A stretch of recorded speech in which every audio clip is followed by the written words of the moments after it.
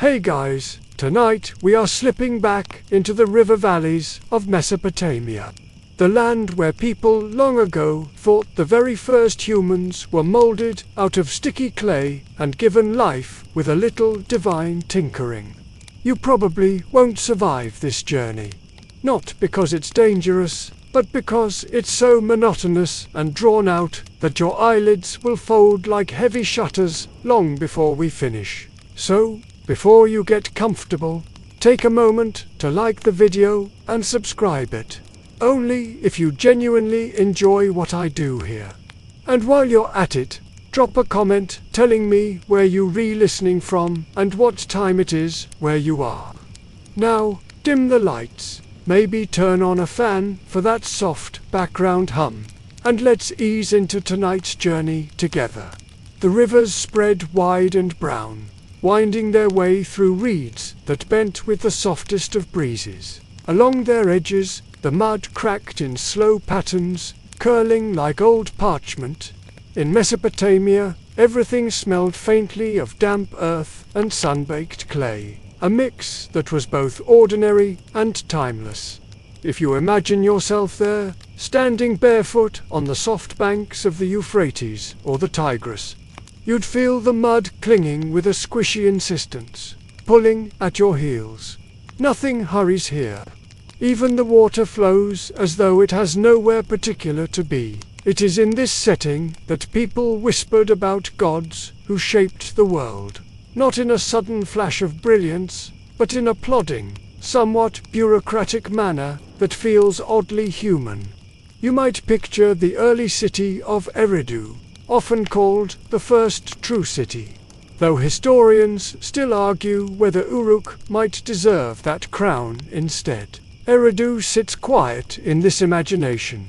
Just low mud brick houses grouped together, their walls plastered smooth with reeds and clay. The air is heavy with the smell of fish drying on racks and the distant smoke of cooking fires.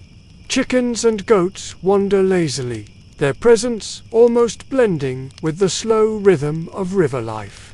It was here that stories about Enki, the god of wisdom and water, began to soak into daily life. People whispered them during work in the fields, muttered them over jars of beer, and retold them while children dozed half awake under woven mats.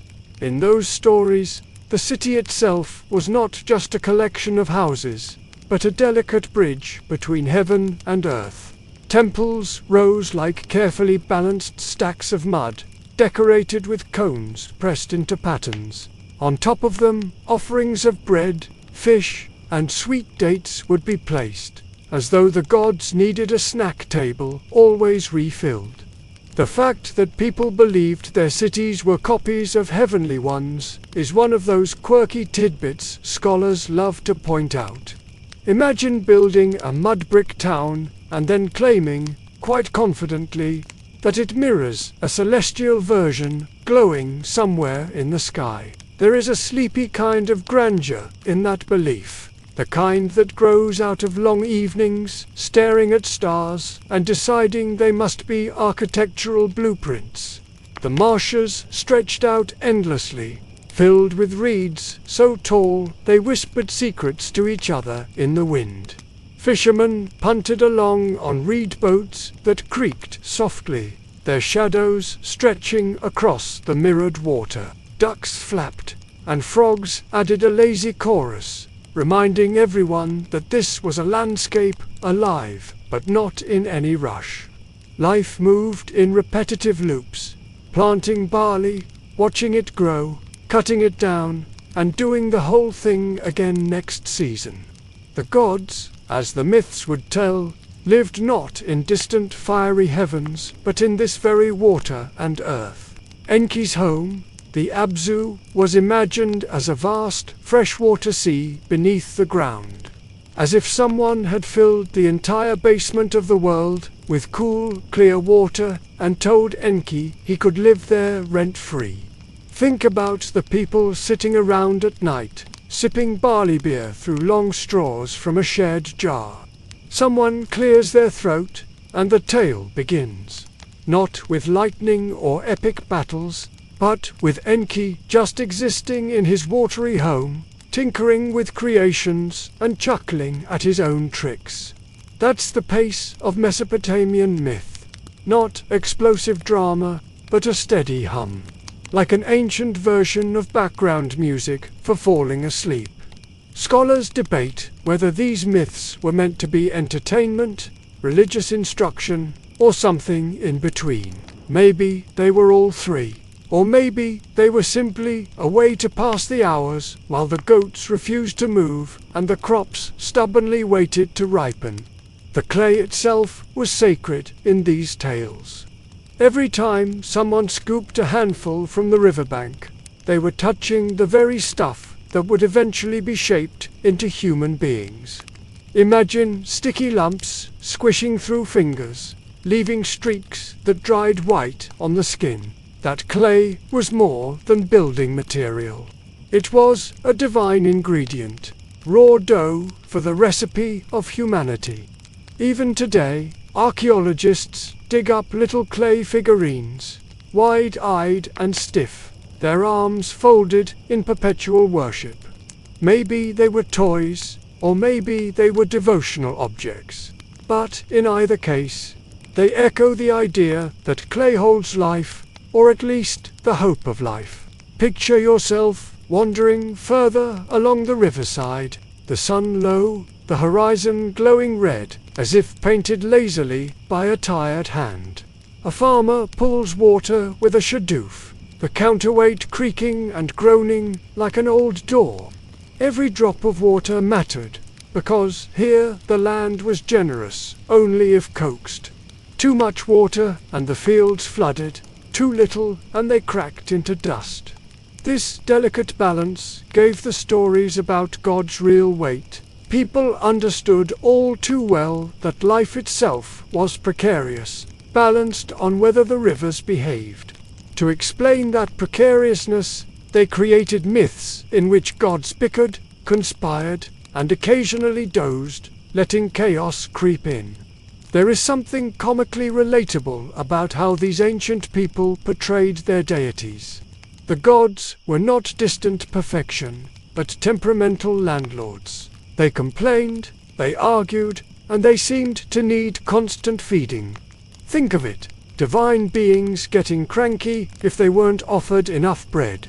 That mix of majesty and mundanity makes Mesopotamian myths oddly cozy. You are not dealing with cold marble statues of flawless immortals. You are listening to stories where the gods sound suspiciously like your neighbors, only with more power and less patience. As twilight deepens, the city of clay fades into silhouettes, torches flicker at doorways, and the murmur of daily life softens. In that dimness, the imagination stretches, and the myth of Enki begins to grow. He isn't yet shaping humans or meddling with destinies.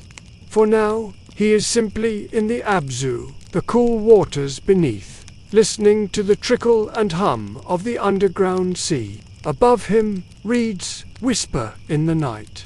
Frogs croak without hurry, and the entire land seems to wait in the same slow rhythm. The stage is set, the world heavy with clay and water, ready for the curious, meandering story of how humans came to be. Enki in his watery home, that is where the myth slowly drifts next. If you imagine him not as a blazing, untouchable deity, but more like an eccentric scholar who happens to live underwater, you're not far off. His home, the Abzu, was less like a palace glittering with gold and more like a never-ending freshwater cavern, cool and endless, where streams poured in from mysterious sources. Picture it like the world's quietest library, but instead of shelves, there were currents, and instead of books, there were whispering ripples that seemed to carry secrets. Enki reclined there, the Lord of Wisdom, with the patience of someone who has all the time in the universe. The Abzu itself has been a point of scholarly debate. Some argue it was a literal aquifer, the massive underground water table that fed Mesopotamian rivers. Others think it was a purely mythical sea, a dreamlike reservoir existing only in imagination. And then there are fringe theories, the kind you'd overhear in dusty university hallways, suggesting that the Abzu was shorthand for some cosmic ocean, a way of linking Mesopotamian myths to global flood legends. Historians still argue whether the Sumerians really believed you could dig deep enough and eventually find Enki lounging there, or whether it was just symbolic. But to the people telling these stories, it didn't matter. The image of a god in the cool underworld sea was comforting, like knowing there was a caretaker beneath the floorboards. Enki wasn't just any god. He was crafty. He had a reputation for bending the rules when it suited him, often outsmarting other deities with a grin and a trick up his sleeve. He was, in some ways, the problem solver of the pantheon. When things went wrong, it was usually Enki who had a clever idea, even if it wasn't entirely approved by the heavenly committee. Imagine someone who always had an extra key hidden under the doormat, or who whispered, "Don't worry, I've got a workaround." That's Enki. Not destructive, not thunderous, but sly. His underwater palace wasn't empty either. In the myths, it is filled with attendants, spirits, and even a wife, Damgul Nuna, who is mostly remembered for her patience. Some fragments describe fish swimming lazily through chambers, as though Enki lived in a combination of temple and aquarium. And in this setting, the god tinkered endlessly. One quirky detail from Mesopotamian art is that Enki is sometimes shown with water flowing from his shoulders, streams carrying fish, as if he himself was a living fountain. It's not exactly majestic, more like a divine plumbing system walking around in human form. The mythological role of water in Mesopotamia cannot be overstated. Every field depended on irrigation. Every house depended on the unpredictable moods of the Tigris and Euphrates. Without water, nothing happened. So, of course, the god who literally embodied it was crucial. Enki didn't thunder like a storm god, but he was the dependable flow. The underground stream you couldn't see, but knew was always there. To fall asleep to his myth is like falling asleep to the sound of a faucet, dripping, rhythmic, steady, never hurried. Think of how people in Eridu might have pictured him. In the evening, after working on their canals and fields, they would look at the shimmering horizon and imagine Enki watching from beneath. If crops were thriving, they might whisper thanks. If irrigation ditches collapsed, they might assume he was sulking or too busy planning one of his sly schemes. And in the temple at Eridu, they built not a dramatic tower, but a modest platform, decorated with cones pressed into clay walls. That temple, called the Abzu, was literally the house of the Abzu. Archaeologists have dug its foundations, finding layer upon layer of mud brick rebuilding, as though generations kept saying, "This is where Enki's house is, and we'll keep patching it up." Thank you very much. One quirky tidbit: ancient priests sometimes collected water from the Abzu, or at least from wells and springs they believed connected to it, for rituals of purification. Imagine scooping up a jar of perfectly ordinary water, solemnly declaring it sacred, and then sprinkling it over offerings while everyone nodded wisely. It's a little like believing your tap water is secretly blessed if it comes from the right pipe. Enki's reputation for wisdom meant he wasn't only about water, though he was associated with me, a word that referred to the fundamental powers or laws of civilization. These weren't laws like "don't steal goats," but cosmic blueprints, the essence of kingship, truth, crafts, and even gossip. Yes, gossip. The Mesopotamians were thorough.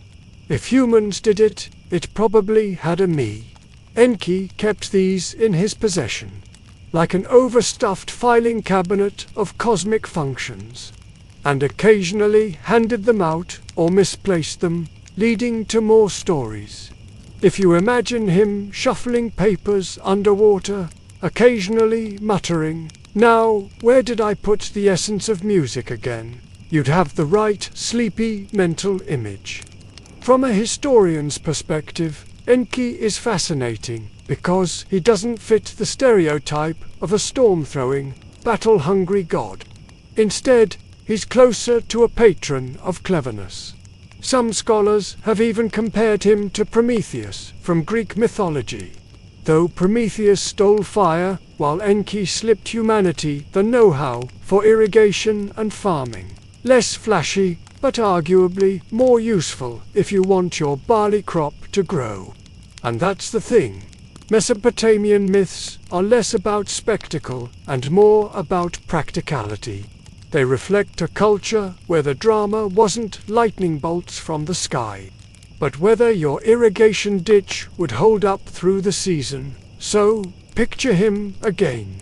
Enki, reclining in the Abzu, water flowing lazily past, fish flickering like sleepy shadows. He isn't restless, he isn't plotting conquest. He is comfortable, wise, and perhaps a little amused at the fuss happening above.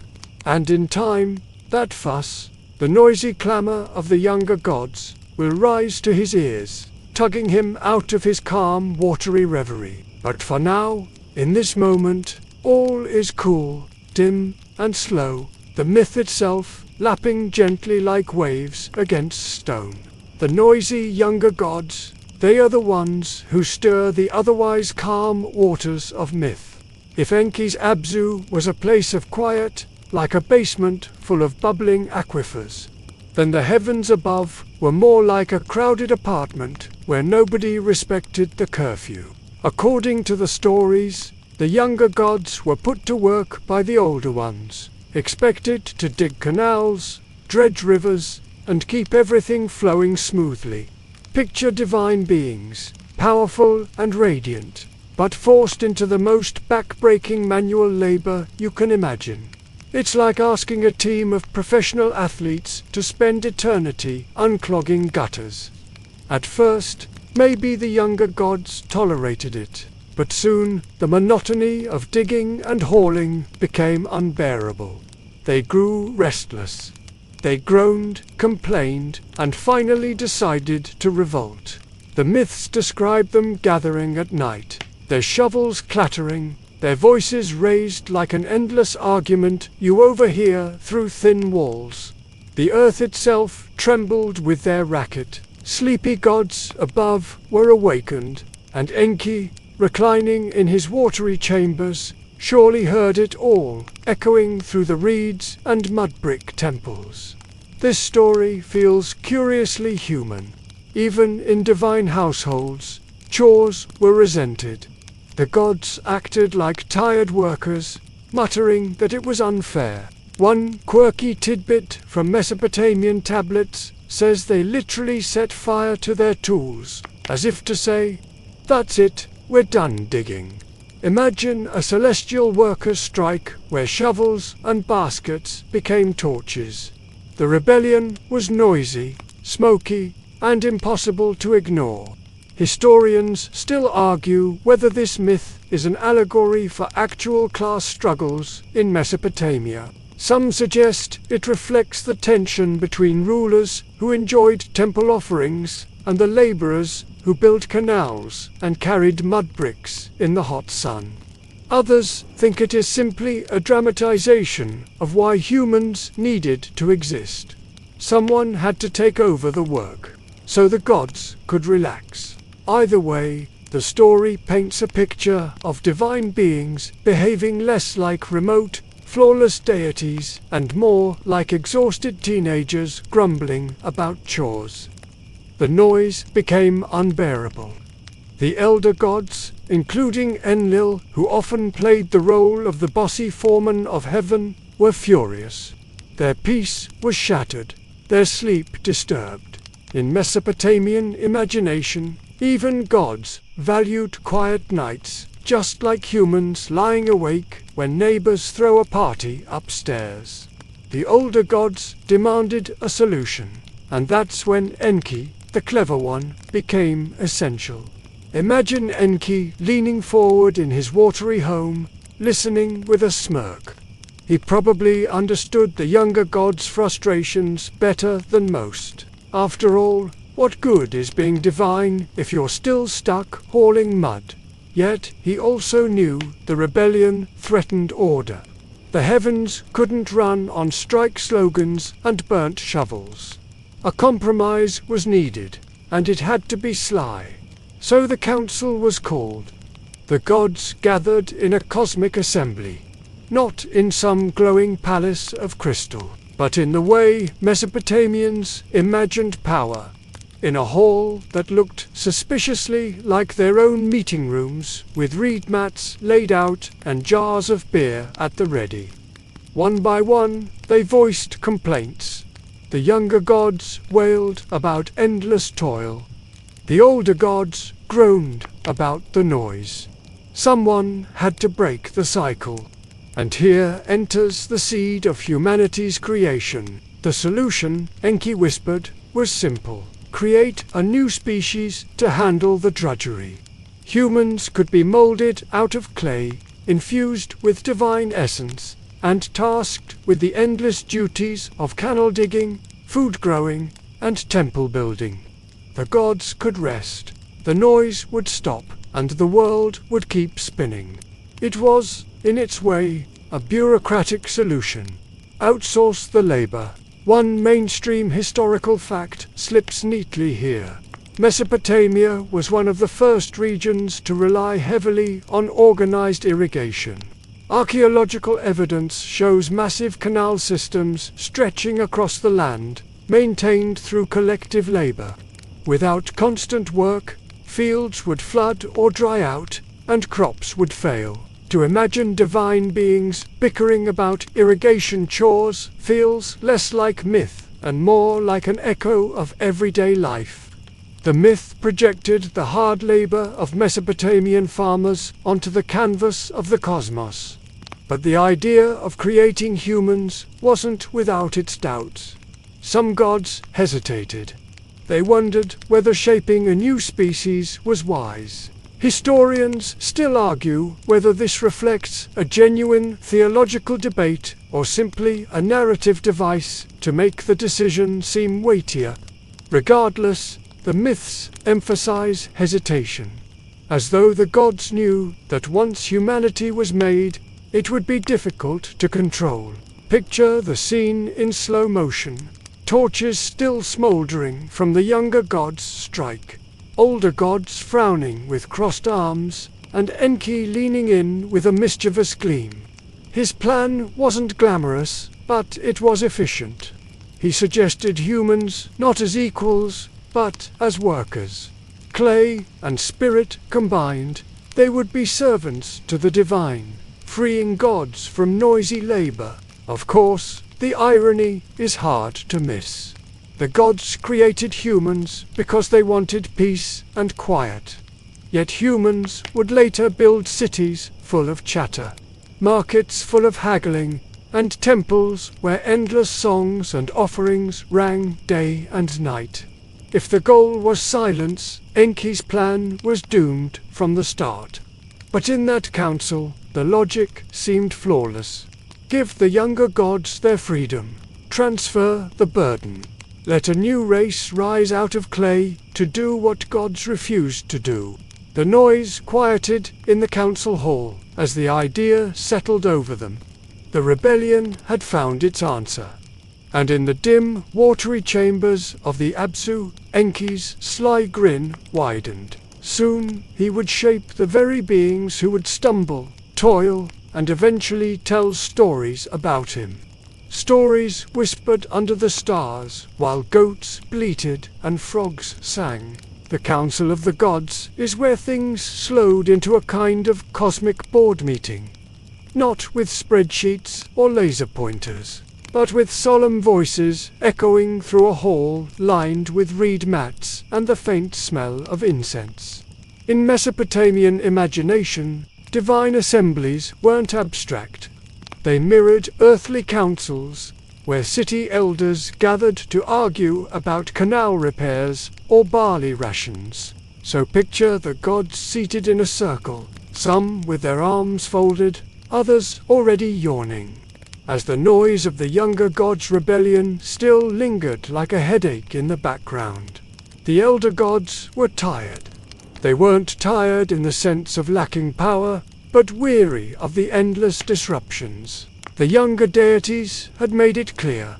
They were finished with manual labor, finished with digging ditches, finished with balancing baskets of clay on their heads. Their strike was loud, and their fiery tools still smoldered in the imagination of the storytellers. Something had to change. Enlil, often described as the head administrator of the divine order, slammed metaphorical fists on the table. He was frustrated that peace in heaven had been replaced by squabbles and smoke. Some myths even describe him threatening punishment, eager to put the rebellious gods back in their place. But Enki got calm. Clever Enki urged a different path. He suggested not retaliation, but innovation. And here is where humanity truly begins to take shape. Not yet as clay molded by hands, but as an idea murmured in council. Enki explained his plan. Create a substitute workforce. Humans could be molded from clay and infused with divine essence to carry the burden. They would farm, build, and maintain the rhythms of life so the gods could rest. The very concept was efficient, almost bureaucratic, like outsourcing divine labor to a cheaper contractor. Historians still argue whether this story was a religious metaphor or a direct reflection of Mesopotamian society. One school of thought sees the council seen as a mirror of the temple economy, where priests and rulers depended on farmers, laborers, and artisans to maintain daily life. The myth essentially justified the class hierarchy. Humans existed to serve. Another interpretation emphasizes the storytelling rhythm, where divine squabbles needed resolution. And creating humanity was the most dramatic, yet practical solution available. Of course, not all the gods were convinced. Some doubted whether this new species would behave. Others worried about unforeseen consequences. The goddess Ninhursag, often called the Mother of Creation, raised concerns about the act of molding life from clay. She knew the responsibility wasn't just technical, but moral. Shaping living beings came with risks. Yet the pressure in the council was immense. The younger gods were restless, the older gods were desperate for quiet, and Enki was persuasive. So, reluctantly, the assembly leaned toward agreement. Humanity would be made. The noise of rebellion would fade, replaced by the quiet, steady sounds of human labor. The splash of shovels in mud, the creak of water-lifting devices, the rustle of barley being harvested. It was a soothing vision, and perhaps that's why the council accepted it. One quirky tidbit comes from a fragment of text describing how the gods debated exactly which divine essence should be used in the creation. Some versions say they sacrificed a lesser deity, mixing divine blood with clay, as if the recipe needed a touch of divinity to activate. Imagine arguing over ingredients for a cake, except the cake was humanity, and the ingredient list included one god's life essence. It's a strange image, both solemn and absurd, that shows how myth can stretch between grandeur and practicality. From a human perspective, It's fascinating to realize that in this story, people were not created out of love or as companions, but as workers. There's no divine proclamation of human dignity here, only a pragmatic solution to a labor shortage. It makes Mesopotamian mythology unusually down-to-earth, where later traditions would talk about humans being made in the image of gods. These stories shrug and say, "You were made to dig canals so the gods could nap."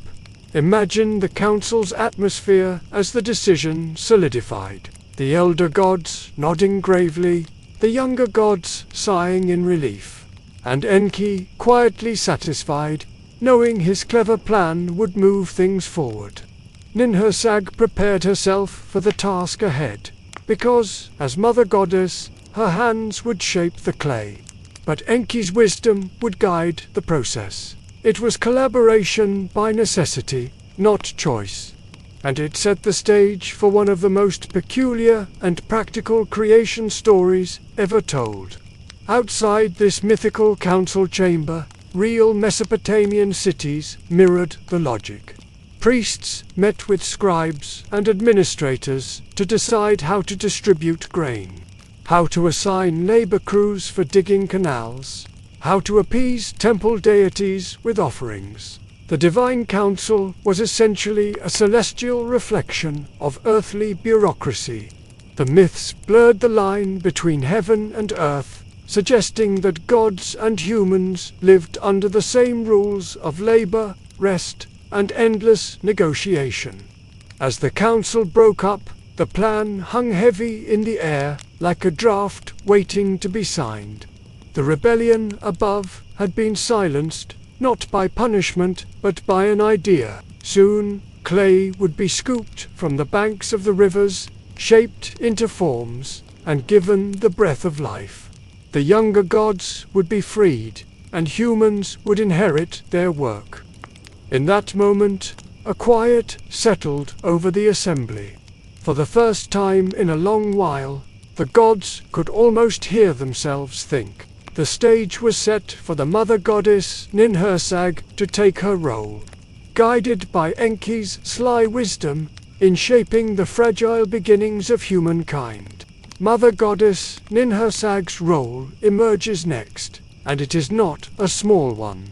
If Enki supplied the cunning idea, then Ninhursag, sometimes called Ninma or Ki, was the one with the capable hands to make it real. She was often imagined as the mother of mountains, the fertile womb of the earth, the patient artisan who could coax life from raw clay, where Enki was the schemer, the problem solver. She was the quiet, steady partner who turned whispers into flesh. In Mesopotamian art, she doesn't often appear in the dramatic poses of warrior deities. Instead, her presence is maternal, calm, practical, almost like the reliable elder in the household who makes sure the cooking gets done.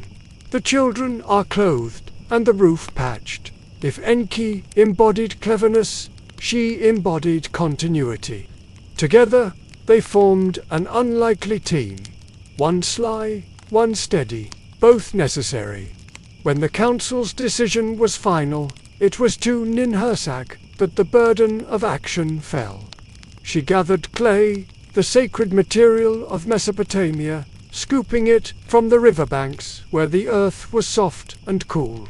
Imagine her hands, wet with river mud, squeezing and shaping the same material that ordinary people used every day for bricks, bowls, and toys. The symbolism is striking. Humanity, in this myth, begins not with lightning or starlight, but with the same mud that sticks under your fingernails after a day of digging. Historians still argue whether this act of molding clay reflected an actual ritual. Some suggest that priests might have enacted symbolic clay figurine rituals in temples to dramatize the myth of creation. Others believe it was purely metaphorical, a story born out of a society so intimately tied to mud brick and river silt that clay became the obvious material for everything, even divine crafting. Either way, the image of a goddess kneeling by a river, rolling clay between her palms, is vivid enough to lull anyone into a drowsy half-dream. One quirky tidbit: in some versions of the myth, Ninhursag created not just humans, but a series of trial runs. She molded figures that came out misshapen beings, too weak, too clumsy, or simply too odd to survive. These failures were not seen as disasters, but as part of the creative process. As if the goddess herself was experimenting, shrugging when a design didn't quite work, and trying again. It gives the myth a strangely relatable quality. Even gods, it seems, had to deal with trial and error. Enki was never far from this work. In the stories, he advised Ninhursag, offering sly commentary, adjusting recipes like a chef peering over someone else's shoulder. If the clay was to dry, he suggested adding water from the Abzu. If the forms were too fragile, he whispered ways to strengthen them. Sometimes he teased, sometimes he meddled, but always he guided. Their collaboration had an odd rhythm. The steady, shaping hands of Ninhursag, the quick-thinking wisdom of Enki, the two blending into a creative act that was both practical and sacred. A mainstream historical fact fits neatly here. Mesopotamian society relied heavily on women's knowledge of domestic crafts like weaving, pottery, and midwifery. Ninhursag's role reflects this cultural reality. Creation was not imagined as a thunderbolt from above, but as the slow, careful work of shaping, birthing, and nurturing.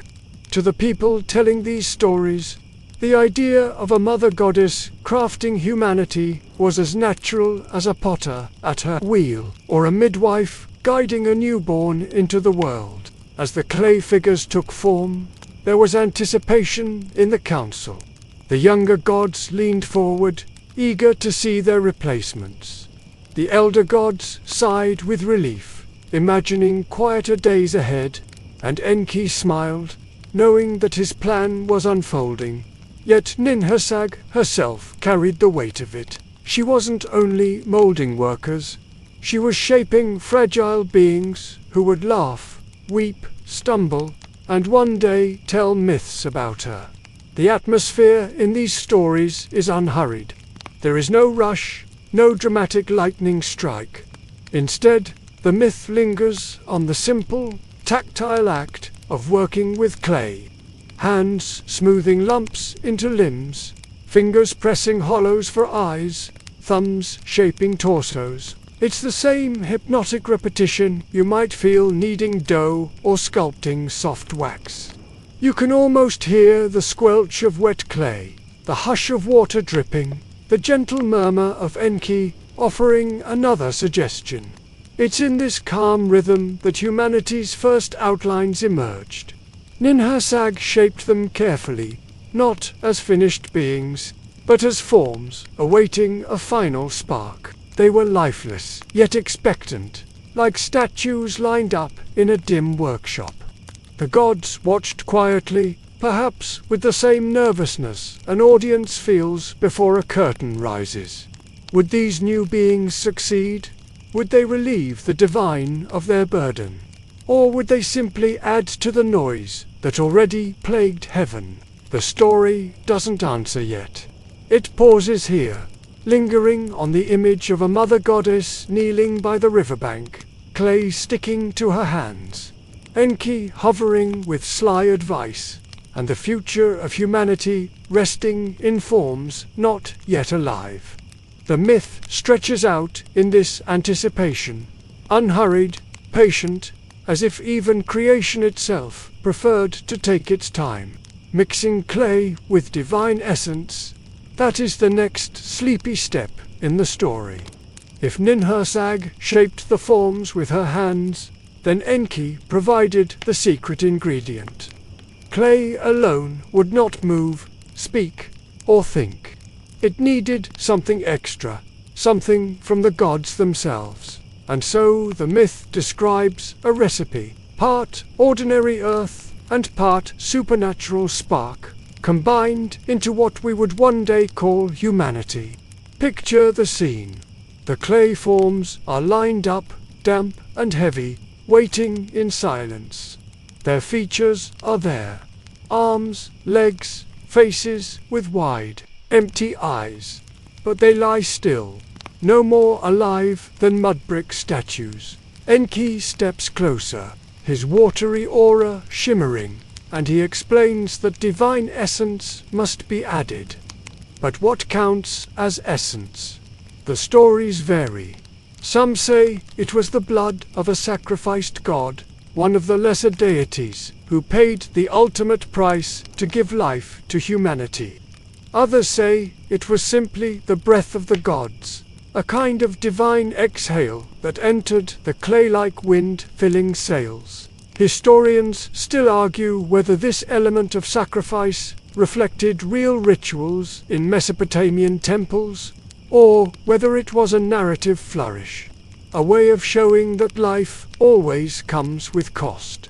One quirky tidbit is that in some versions, the chosen god for sacrifice was named Geshtui, which literally translates to something like ear or wisdom. The idea was that wisdom itself, or perhaps the sense of listening, was mixed into human creation. Imagine being told that your very essence is partly borrowed from the ear of a divine being. It's an odd, almost comical thought, as if the universe wanted to make sure humans could at least pay attention, even if they didn't always want to. Enki, ever sly, guided the process. If blood was used, he explained how to mix it into the clay, kneading it until the mud was no longer ordinary. If breath was the method, he leaned close, whispering into the figures until their chests rose faintly with the first hint of air. Either way, the myth emphasizes the combination: earth plus God, clay plus spark, matter plus meaning. Humans were never just dirt, nor were they fully divine. They were in between, stuck with the heaviness of clay and the spark of eternity in the same fragile frame.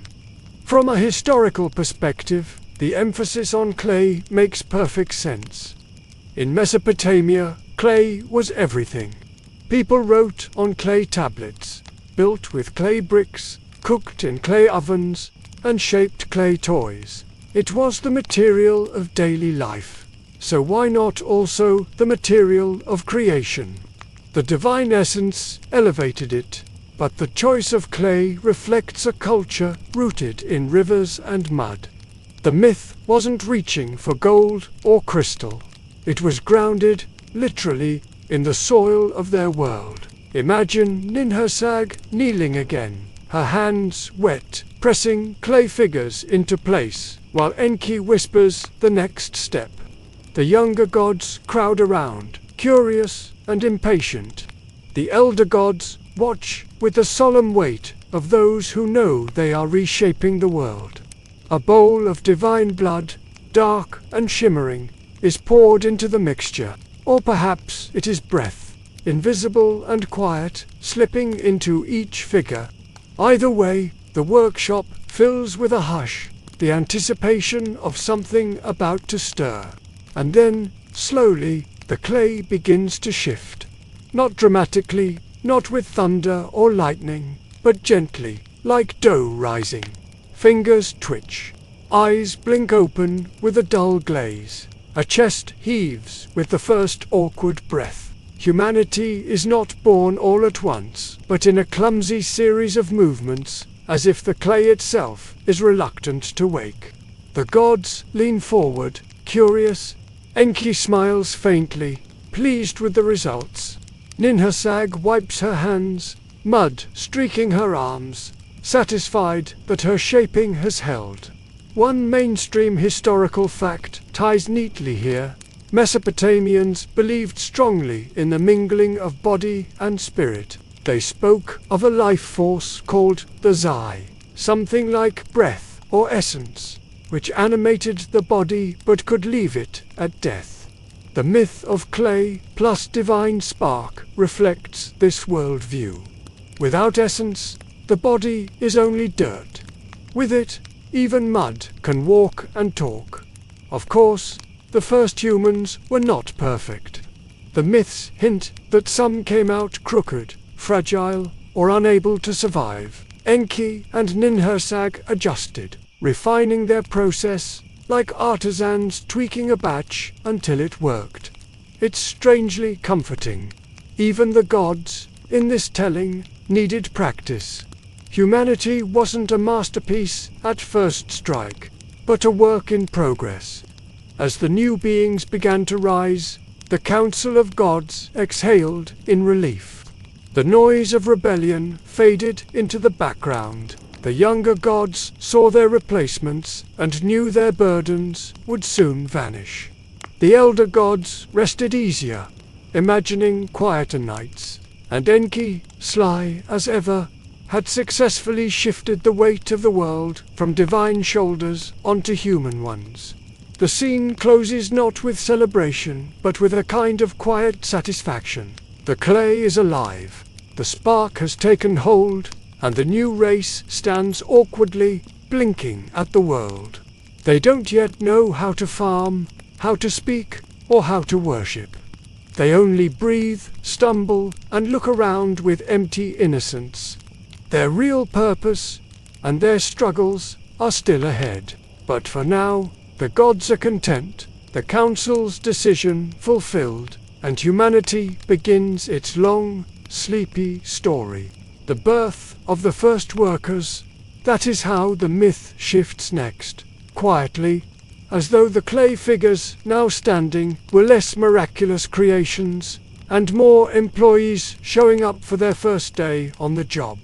If you picture them blinking under the hot Mesopotamian sun, their clay-smeared limbs stiff, their eyes adjusting to light for the first time.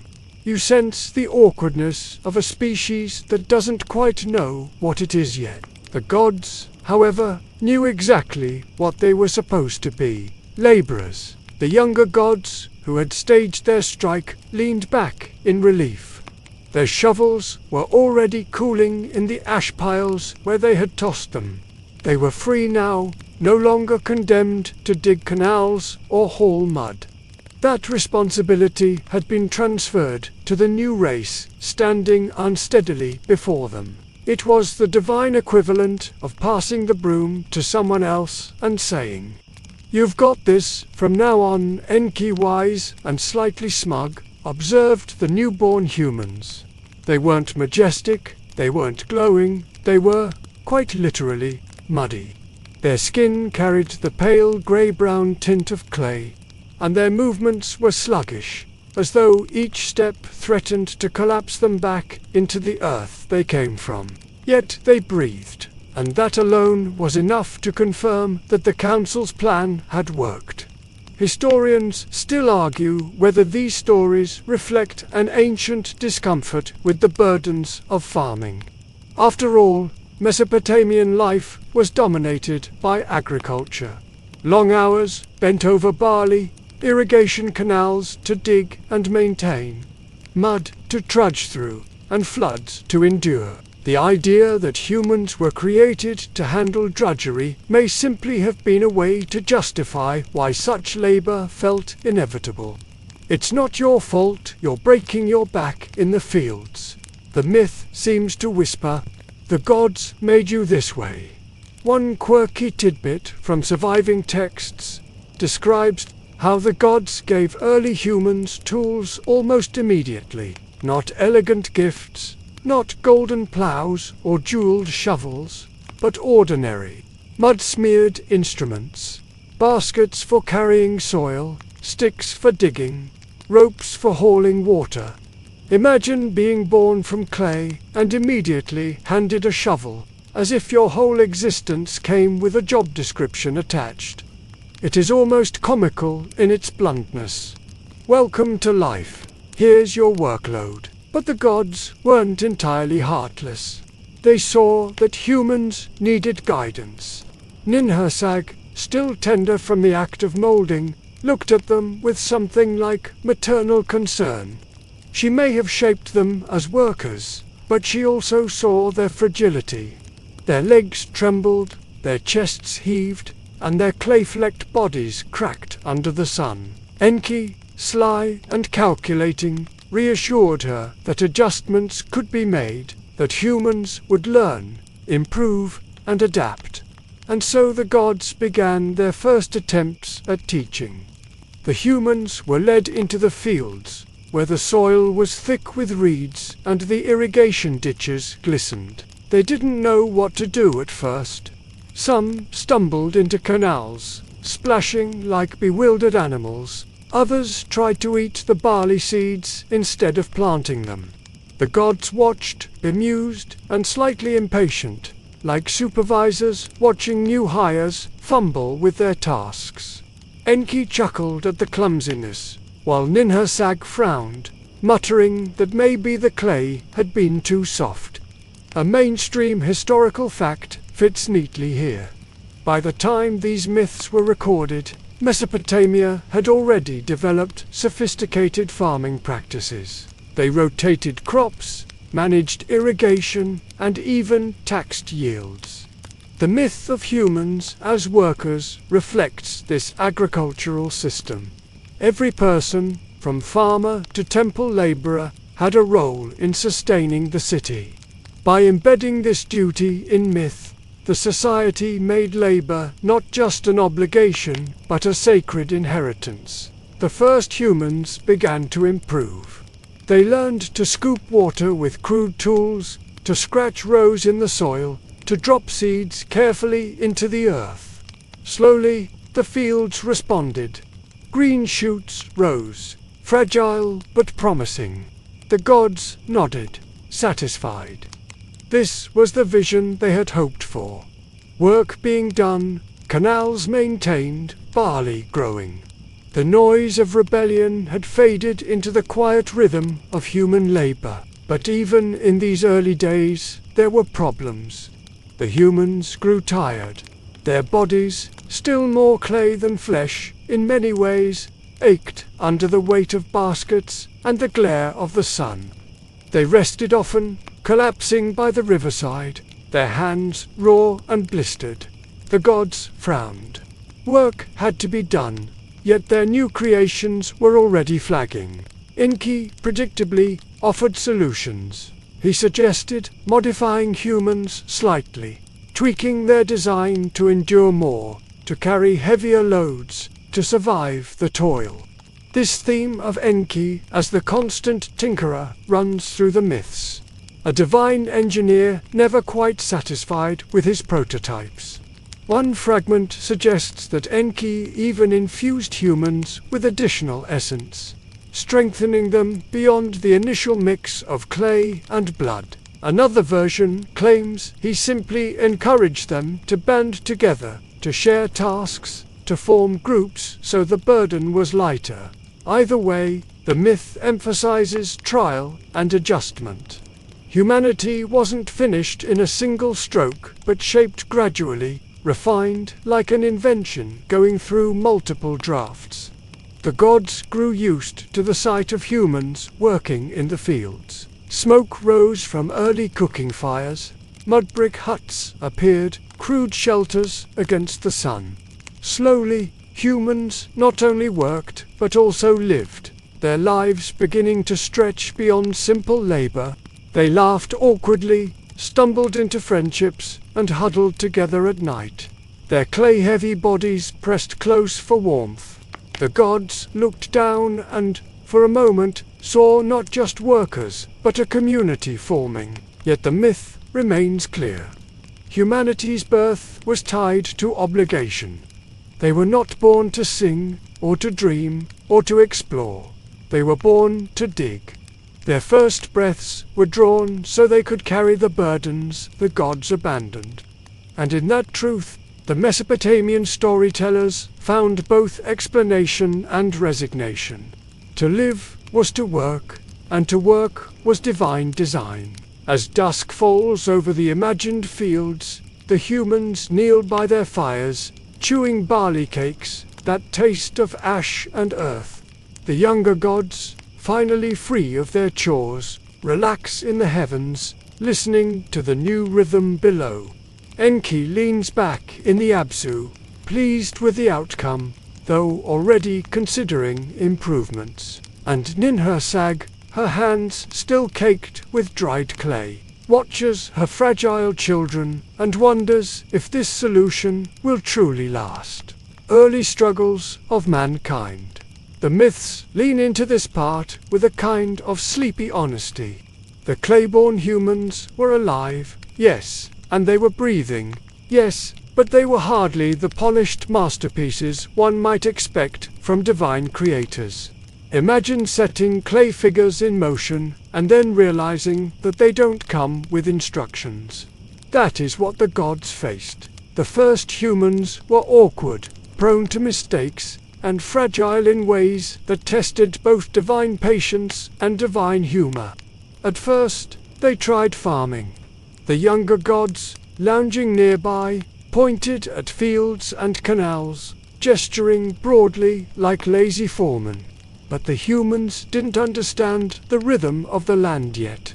They dropped seeds at the wrong depth, or scattered them too widely. They poured too much water in one place and left other parts of the field bone dry. The barley sprouted in crooked rows, uneven patches, and often drowned in puddles. Instead of a golden sea of grain, the fields looked more like a patchwork quilt stitched by a distracted child. Enki, watching from the Abzu, found this amusing. He whispered adjustments into the wind. Dig straighter lines, lift the water with more balance. Don't trample your own seeds. The humans heard these instructions as faint voices in their dreams or as sudden flashes of inspiration while they worked. Some myths suggest Enki invented irrigation itself, gifting humans the idea of canals and dikes so they could manage the unpredictable floods of the rivers. Historians still argue whether this reflects the reality that early irrigation systems were seen as divinely inspired, or whether it was a myth retroactively crediting gods for technology humans had already mastered. The struggles weren't only in farming. Humans were clumsy with animals.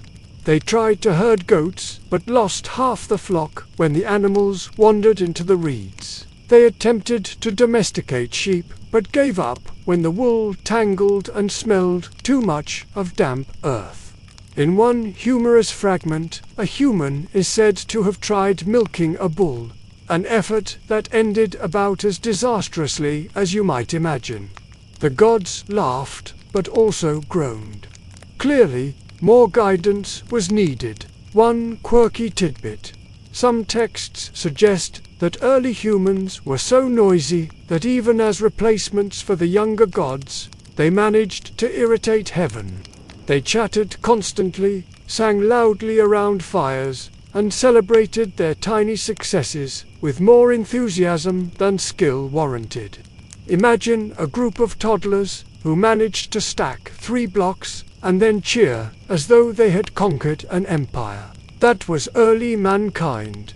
Loud, messy, and not nearly as quiet as the elder gods had hoped. The humans also struggled to feed themselves properly. They burned food in their cooking fires, dropped fish back into the river while trying to gut them, and spilled precious jars of beer before tasting a single sip. Their huts, made of reeds and mud, collapsed after the first heavy rain. Nights were cold, and they shivered in groups, uncertain how to survive. The gods watched this fumbling with mixed feelings. On one hand, their workload was gone. On the other, the humans were clearly inefficient. From a historian's perspective, this reflects real life. Early agricultural societies faced endless trial and error. Crops failed, floods destroyed settlements, animals resisted domestication. The myth echoes those struggles, but couches them in divine terms. Instead of human mistakes, they became the stumbles of clay-born beings designed for labor. The story gave comfort. If farming was difficult, it wasn't your incompetence. It was the way the gods had shaped the world. Enki's role as a teacher grew more important during this phase. He didn't lecture or command. Instead, he slipped knowledge into the human mind like dreams. A human sleeping by a canal might wake up with the sudden thought to dig a deeper trench. Another, struggling with sheep, might wake knowing how to braid reeds into a pen. Enki's wisdom was subtle, more like whispered hints than clear orders. In this way, he shaped humanity gradually, tweaking their survival without drawing too much attention. Ninhursag, however, worried. She had molded the humans with her own hands, and now she saw them stumble, starve, and collapse. Their clay bodies cracked in the sun, their skin blistered, their bellies rumbled. Some myths describe her urging Enki to improve them, to give them more strength, more resilience, more balance. But Enki, sly as ever, argued that imperfection was part of the design. If humans were too strong, they might forget their purpose. If they were too perfect, they might rival the gods. Their weakness kept them humble, kept them dependent, and so humanity's early days were filled with blunders. Fires smoked instead of burned clean. Canals collapsed just after they were finished. Huts toppled like badly stacked bricks. But each failure taught something, and slowly humans grew less clumsy. They learned that barley must be planted shallow, not deep. They discovered that goats could be guided with salt, that sheep followed one another if the leader was tethered, and that clay huts needed stronger reed frames to survive storms. One mainstream historical fact fits neatly here. Mesopotamia is where the earliest known recipes for beer were recorded. It's likely that humans stumbled into fermentation accidentally, leaving barley mash to bubble in jars. The myths don't describe this in detail, but it's as tempting to imagine one of the first clay-born humans sipping foamy liquid from a jar, coughing, then laughing at the strange warmth in their belly. Perhaps even this, Enki whispered into their minds as another gift. Through all this, the gods hovered above, alternately entertained and exasperated. The younger gods, once overburdened with work, now lounged freely, pointing and laughing at the humans' clumsiness. The elder gods grumbled, realizing that while the noise of rebellion was gone, humanity had replaced it with a new kind of racket, and Enki he was content. The humans were working, even if poorly. They were learning, even if slowly. And most importantly, the gods were free. As night fell on these first human settlements, the clay-born sat by fires, their shadows flickering against red walls.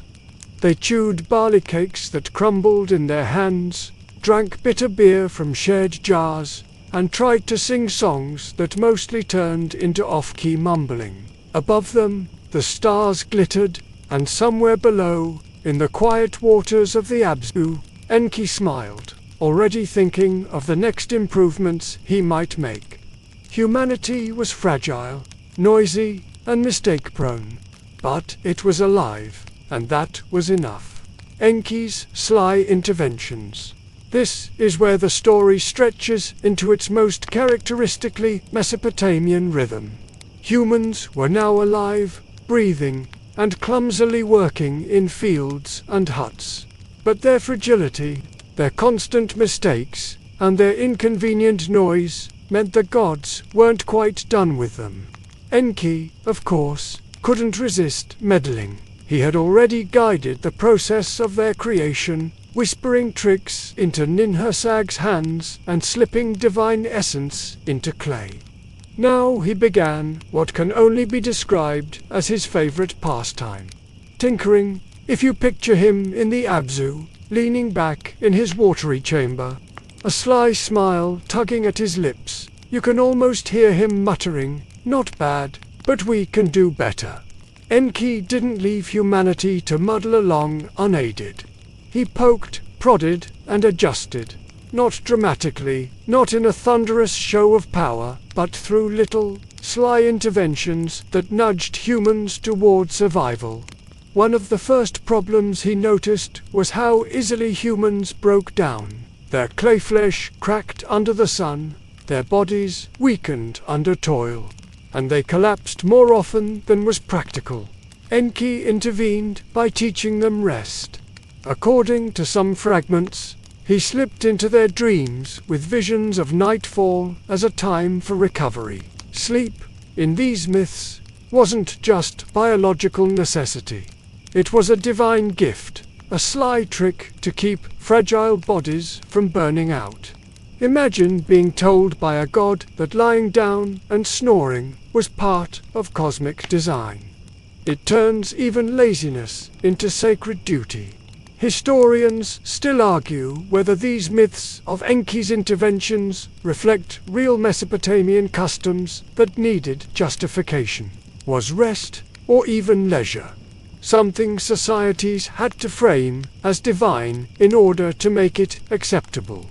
After all, temple economies depended on long hours of labor, and acknowledging that people needed breaks may have been smoothed over by attributing it to Enki's wisdom. It's a scholarly debate that still lingers in footnotes and seminars. Another of Enki's clever fixes involved reproduction. The first humans, molded from clay, weren't exactly multiplying on their own. Enki, noticing this flaw, whispered secrets of coupling and childbearing. In some myths, he did this by working alongside Ninhursag, assigning her the role of midwife to the human race. In others, he slyly slipped fertility into the clay itself, like a seed tucked into earth. Either way, it was his quiet adjustment that ensured humans wouldn't vanish after a single generation. And once reproduction was sorted out, the fields and huts grew busier, louder, and more filled with the rhythms of everyday life. A quirky tidbit comes from an old hymn that describes Enki as the one who knows how to make weak things strong, and strong things weak. That paradox captures his personality. He didn't just fix, if humans grew too loud, he taught them silence in rituals. If they grew too fragile, he gave them beer to dull their aches. If they seemed too clever, he added confusion to their tongues. Always sly, always balancing, never letting one side of humanity grow to dominant. One mainstream historical fact ties in here.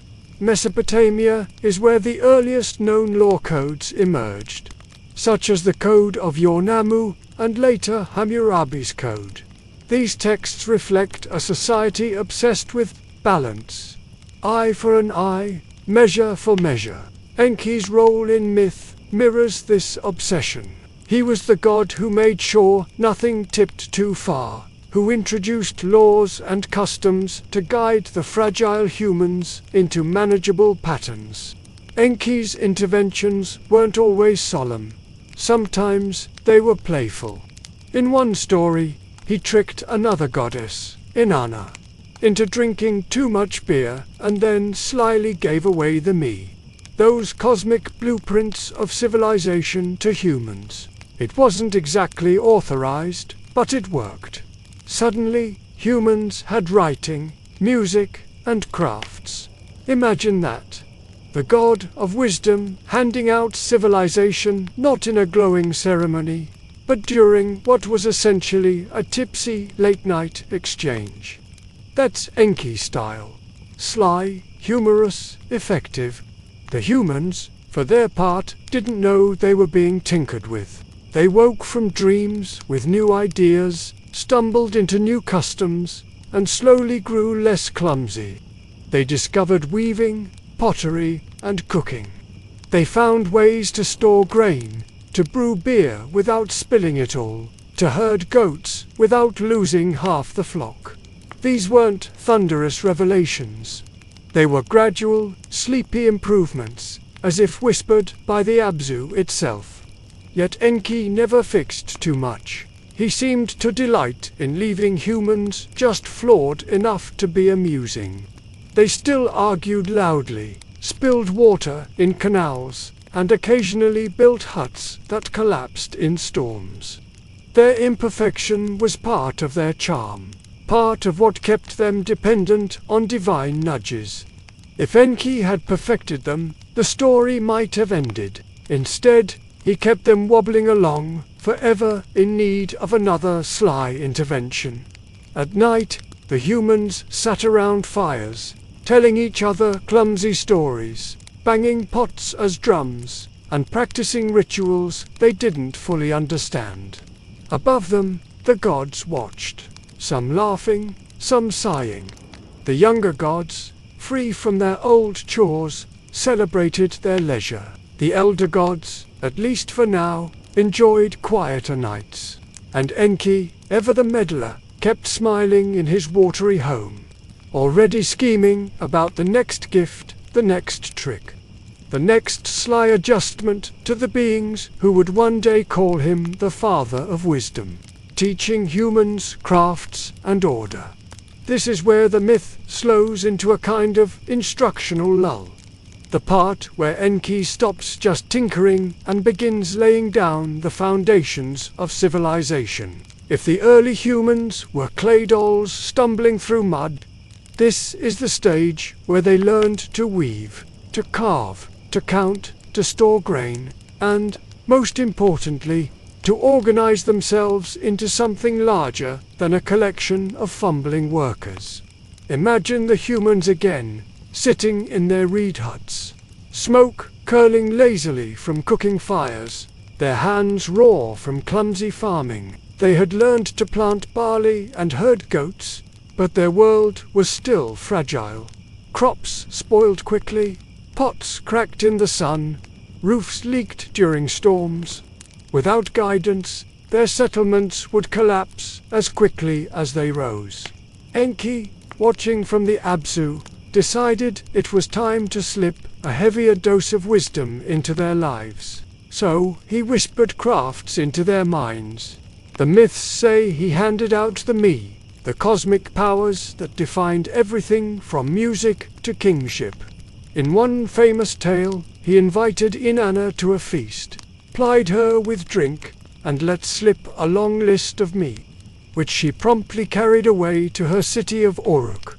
But before that, Enki had already begun seeding humanity with the basics. He taught them how to shape clay not just into figures, but into pots that could hold water and grain. He showed them how to fire those pots in kilns, so they would harden and last. One quirky tidbit: some of the oldest Mesopotamian pottery still shows thumbprints from the artisans who pressed and shaped them. It is tempting to imagine Enki guiding those very hands, a god's whisper embedded in every fingerprint. He gave them weaving. Humans learned to twist reeds into mats, to braid wool into cloth, to cover themselves against the chill nights. Weaving was more than comfort. It was order, the act of taking loose strands and turning them into something whole. The metaphor is irresistible. Enki was weaving civilization itself, one thread of knowledge at a time. He gave them numbers and measures, not complicated mathematics yet, but counting enough to know how many baskets of barley were harvested, how many goats were born, how many jars of beer had been brewed. Without counting, food spoiled, debts were forgotten, and quarrels erupted. With counting, trade could begin. Historians still argue whether Mesopotamian myths reflect the invention of cuneiform writing. which began as simple marks for accounting grain and animals. What we know for certain is that within a few centuries, people were scratching clay tablets with wedges, recording everything from rations to temple hymns. And in the myths, this was Enki's doing. He was the god of scribes, the one who turned clay from mud into memory. Enki also taught irrigation in greater detail. Earlier, he had nudged humans toward digging canals. Now he showed them how to organize labor, how to assign groups to clear silt, how to balance dikes so water wouldn't drown one field while starving another. It was here that humanity's noise returned. Not rebellion this time, but the endless chatter of coordination. People shouted orders, argued about water rights, complained when their turn to dredge came. The gods sighed, realizing that while humans had taken over labor, they had also introduced bureaucracy. Still, Enki was pleased. Order was emerging from chaos, and even if it was noisy, it was progress. One mainstream historical fact fits perfectly. Mesopotamia is considered the cradle of the world's first true cities. Places like Uruk and Eridu grew into centers of trade, religion, and governance around 3000 BCE. Their ziggurats, massive stepped temples, dominated the skyline. To ancient people, these cities were more than clusters of huts. They were reflections of the divine order.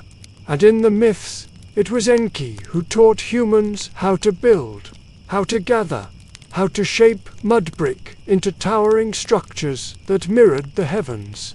But Enki's lessons weren't always tidy. He was sly, after all, and sometimes his gifts came with quirks. He gave humans beer, but too much of it, and they grew loud, staggering and singing off-key songs that made even the elder gods cover their ears. He gave them music, drums, flutes, and lyres, but their first performances were clumsy, out of rhythm, yet full of enthusiasm. He gave them rituals, offerings of bread, fish, and incense to the gods. But the early attempts were awkward, with smoke blowing the wrong way and bread crumbling into the dirt. Still, Enki smiled. Civilization wasn't supposed to be perfect. It was supposed to be alive. One quirky tidbit from temple records is that Mesopotamian priests sometimes kept lists of bad omens, including things like bread cracking, strangely in the oven, or a goat wandering into the wrong field. These small mistakes were thought to signal cosmic imbalance. Enki, in the myths, seems to enjoy playing with these imbalances. He let humans stumble, then offered sly solutions, nudging them back toward order without ever making them flawless. As humans grew more skilled, their settlements changed. Huts became sturdier, fires burned cleaner. Pots stored grain for months instead of days. Beer became a regular comfort, not just an accident. And perhaps most importantly, humans began to divide tasks. Some farmed, others herded, others built, others brewed. Order spread, not imposed from above, but grown slowly, as if civilization itself was a garden Enki tended from beneath the waters. Ninhursag watched, sometimes proud, sometimes worried. Her clay children were working, building, learning, but she also saw their exhaustion, their endless labor, and their vulnerability. Enki reassured her, always sly, that these struggles were necessary.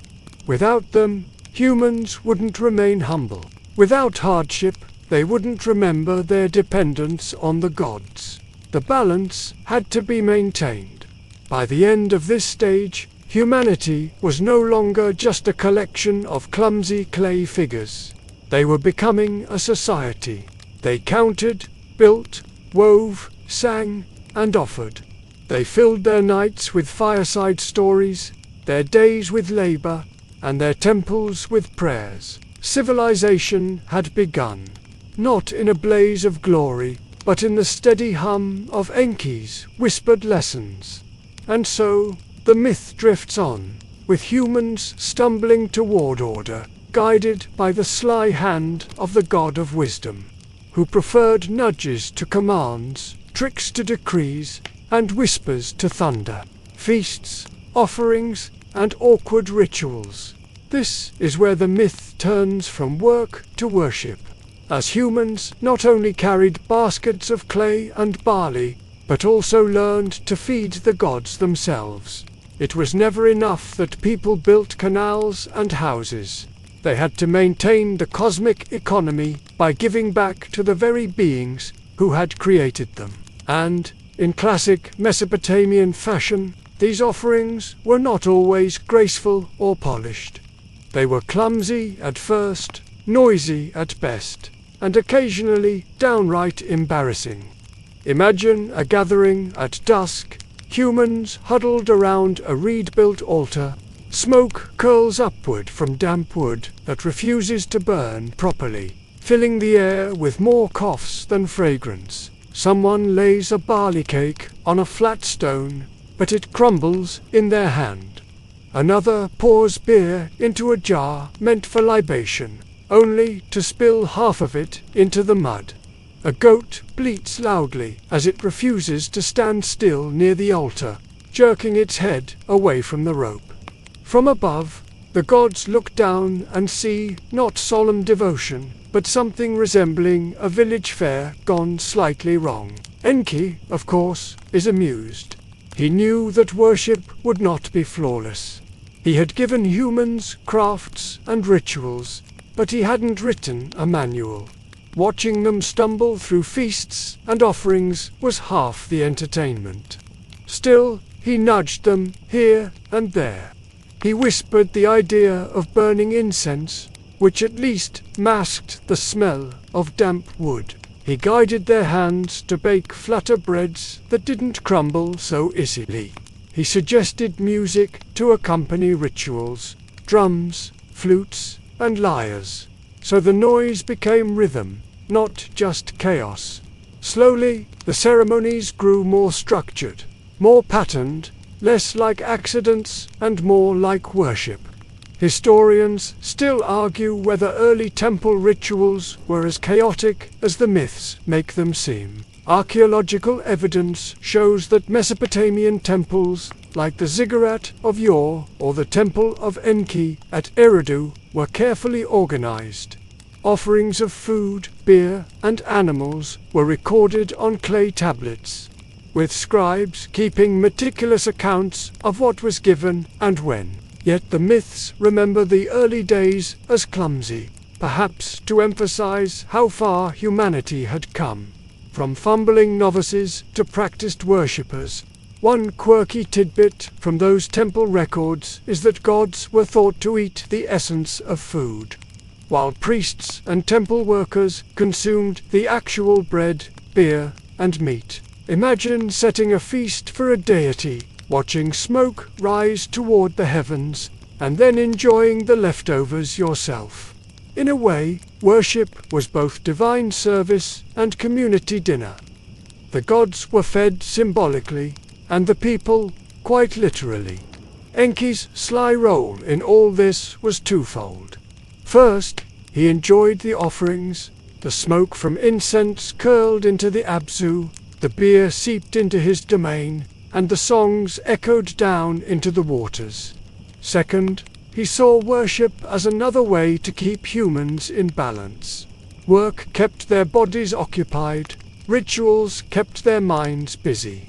If they ever had too much free time, who knew what noise they might create? By teaching them offerings, Enki ensured that a portion of human energy was always directed upward, maintaining the fragile relationship between gods and mortals. The feasts themselves became elaborate over time. Humans gathered not just bread and beer, but dates, figs, onions, fish, and roasted lamb. They learned to arrange food carefully, to pour libations with practiced hands, to chant in unison. Temples became centers of these rituals, towering mud-brick ziggurats where staircases rose toward the sky. The gods, in myth, descended invisibly to partake, their presence felt in the hush of the crowd, the flicker of torches, the swell of music. But the rituals retained their awkwardness too. Fires smoked, goats bleated, flutes squeaked off-key. Even in well-organized ceremonies, something always went slightly wrong. And perhaps that was the point. Perfection was not required. The act itself, the offering, the feast, the ritual, was enough. It was the gesture, not the polish, that mattered. One mainstream historical fact fits smoothly here. The Mesopotamians were among the first to establish temples as economic hubs. These weren't just houses of worship, they were warehouses, markets, and centers of redistribution. Farmers brought their grain as offerings, but much of it was stored, recorded, and reallocated by priests. The gods received devotion, the temple received resources, and the community received organization. Worship was, in essence, an early form of governance. From the gods' perspective, though, what mattered most was the sense of being fed. The younger gods, who had once struck over hard labor, now lounged comfortably, watching humans haul bread and beer to their altars. The elder gods, once irritated by noise, now enjoyed the hum of songs and prayers directed upward. Enki, smiling as always, saw a balance emerging. The humans worked, worshipped, and worried enough to stay busy, leaving the gods in relative peace. Yet, even here, tension simmered. The humans were noisy in their own way. Their festivals grew loud, their music carried through the night, their laughter echoed in temple courtyards. The gods had created them to quiet the younger deities' rebellion. But in solving one problem, they had created another. Humanity was never silent for long. As torches flickered in temple courtyards and drums thumped against the night air, humans clapped and sang, feasting not only for the gods, but for themselves. Bread was eaten, beer was drunk, stories were told. Worship and community blurred together, as inseparable as smoke and fire. And somewhere below, in the cool waters of the Abzu, Enki chuckled. Knowing this mix of devotion and disorder was exactly what kept the world turning. The flood and survival debates. This is the stretch of the myth where things darken. Though even here, the Mesopotamian storytelling style prefers long pauses and practical details over sudden terror. Humanity, now bustling with farms, huts, offerings, and noisy feasts, had become a problem again. They were working, yes, and they were worshipping, yes, but they were also loud. The chatter of markets, the clanging of pots, the constant murmur of songs and complaints drifted upward like smoke. The gods, once relieved of their burdens, found themselves annoyed once more. It wasn't the same as the younger gods' rebellion. This time, the noise came from clay-born humans. The very solution Enki had devised. Their laughter, their prayers, their endless bickering reached heaven's halls and kept divine ears awake at night. Some myths describe the gods pressing their hands over their ears, muttering that the humans were worse than frogs in a marsh. Enlil, the stern administrator of the cosmos, was especially furious. For him, the problem wasn't only the noise, but the sheer number of humans. They multiplied quickly, filled the land, crowded the riversides, and built more and more settlements. What was once a manageable hum became a roar. Enlil called another council. The elder gods gathered again, sitting on reed mats in their celestial hall, grim-faced and weary. the debate began. Should humans be allowed to continue, or should they be silenced forever? Historians still argue whether the flood myth in Mesopotamia was inspired by real environmental disasters. The Tigris and Euphrates flooded unpredictably, sometimes wiping out entire villages in a single season. Archaeological layers show sudden deposits of river silt, suggesting floods that must have seemed apocalyptic. The myths may have crystallized those memories into divine decisions, making the chaos of nature feel like the will of heaven. Enlil's position was clear. Humanity had failed. They were too noisy, too numerous, too bothersome. His solution was extreme. Wipe them out with a flood. Let water sweep across the land, cleansing it of clay-born chatter. The younger gods, who had once demanded relief from labor, now muttered uneasily. They liked their freedom, but they had also grown used to the offerings humans brought. Bread, beer, incense, all of it would vanish if humans disappeared. One quirky tidbit from some fragments suggests that even the gods worried about hunger.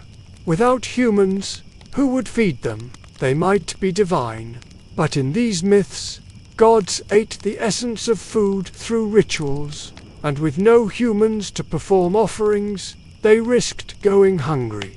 Imagine celestial beings sitting at their council table, not only debating humanity's fate, but also grumbling.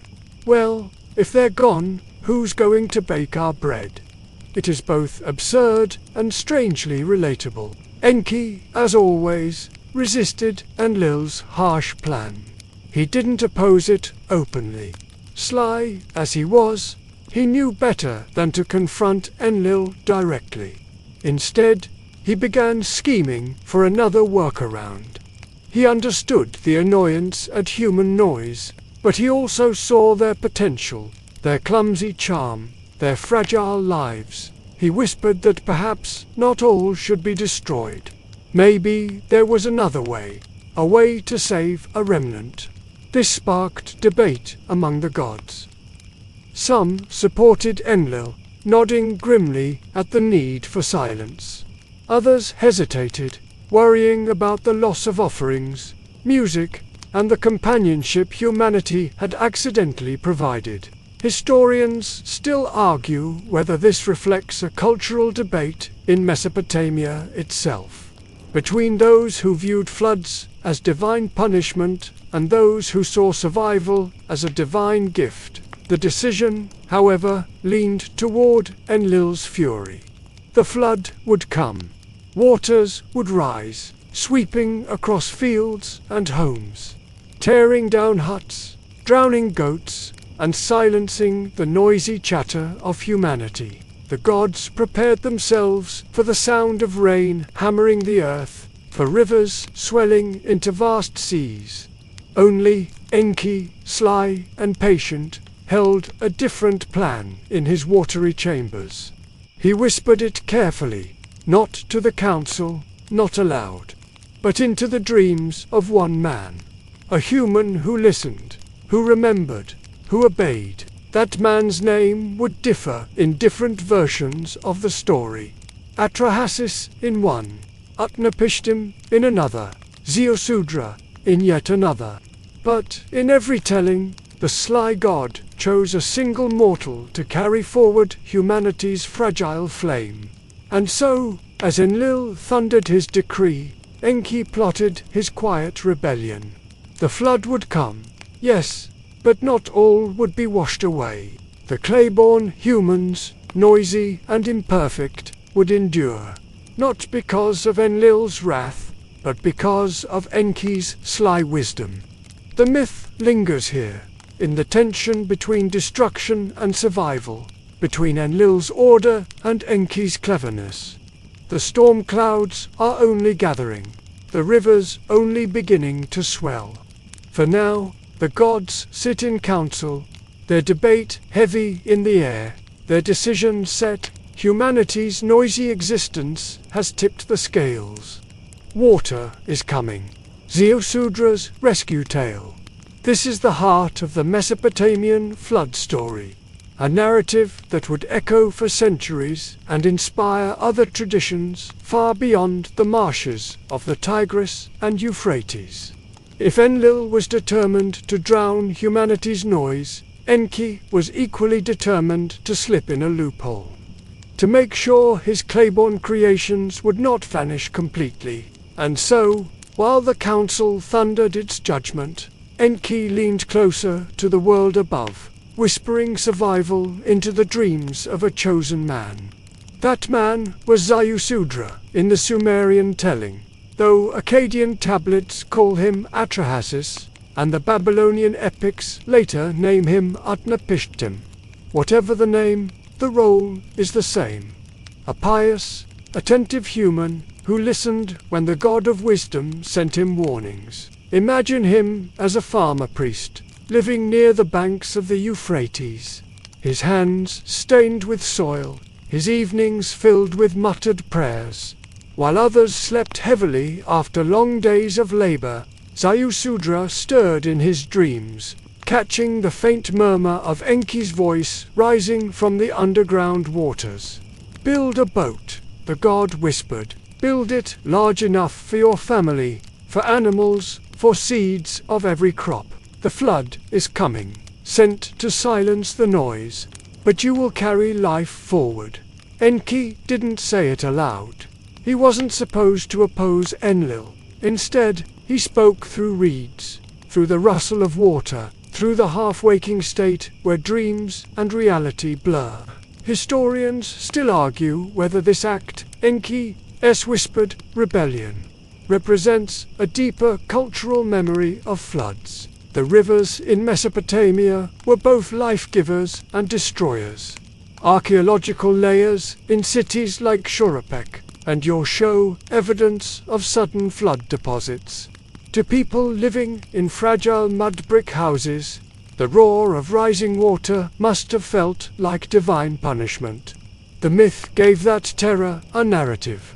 It wasn't meaningless chaos, but a decree from the gods, with a sly escape plan tucked into it. Ziusudra obeyed. The myths don't describe his boat in the detail later traditions would. The massive cubits of wood, the careful measurements. But they do emphasize its purpose. It was large, sealed with pitch, sturdy enough to ride the waters that would swallow the land. Imagine him gathering reeds and timber, smearing black tar into cracks, his neighbors peering curiously at this strange project. Perhaps they laughed, shaking their heads at his odd obsession. After all, the sky was still clear, the river still low. But Ziusudra worked, not because he saw the danger, but because he trusted the whisper of a god who rarely spoke plainly.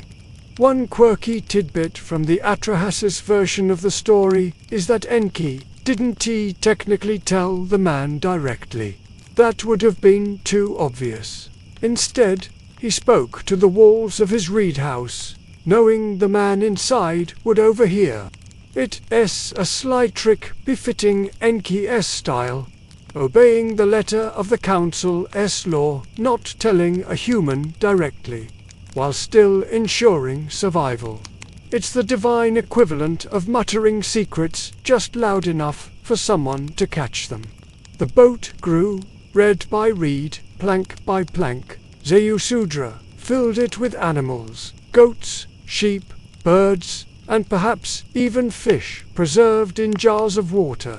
He carried seeds of barley, wheat, onions, and dates, the staples of Mesopotamian fields.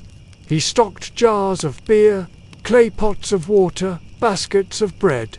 The ark was less a majestic vessel than a floating storeroom, a portable version of the temple economy. Civilization itself, packed into a boat. Then came the storm. The skies darkened, the winds howled, the rain poured in sheets. Rivers swelled into roaring seas, tearing through dikes, drowning fields, sweeping reed huts away like toys. The noise was not of humans this time, but of water. Crashing, relentless, deafening. Entire villages vanished under the flood. Herds of animals bleated and were gone. Crops bent, flattened, drowned. It was, in every sense, the end of the world. The myths emphasize how long it lasted. 7 days in some versions, longer in others. For humans, time blurred in the endless roar. Zeusudra's boat rose and fell with the waves, creaking under the weight of life inside. Imagine the air inside the ark, damp with the smell of animals, smoke from lamps, and the sour temps of beer. Children clung to their mothers, goats stamped nervously, and Zeusudra himself prayed constantly, whispering thanks to Enki with every surge that did not capsize them. Above, the gods were not serene. They were frightened. Some myths say they cowered at the sound of the storm, their own creation spiraling out of control. They had ordered the flood, yes, but the chaos was overwhelming even for them. The younger gods grew hungry. With no humans to make offerings, there was no food. The elder gods grew uneasy, realizing that silence was not peace but emptiness. The rebellion of noise had been replaced with the eerie roar of absence. Enki, in his watery home, remained calm. He knew the flood would pass. He knew Zeusudra's boat would endure. And when the waters finally began to recede, when the waves softened into ripples, when mud banks reappeared, it was Zeusudra who opened the ark's hatch and released birds to test the land. One flew back quickly, finding no perch. Another lingered longer. Finally, one did not return, meaning dry ground was near. Zeusudra stepped out onto the damp earth, his feet sinking into mud, the smell of silt heavy in the air. Around him, silence stretched. No chatter of markets, no bleating of vast herds, only the dripping of water and the faint rustle of wind. He built an altar, offered bread and beer to the gods, and the smoke rose upward. The gods, hungry after their self-imposed famine, gathered eagerly.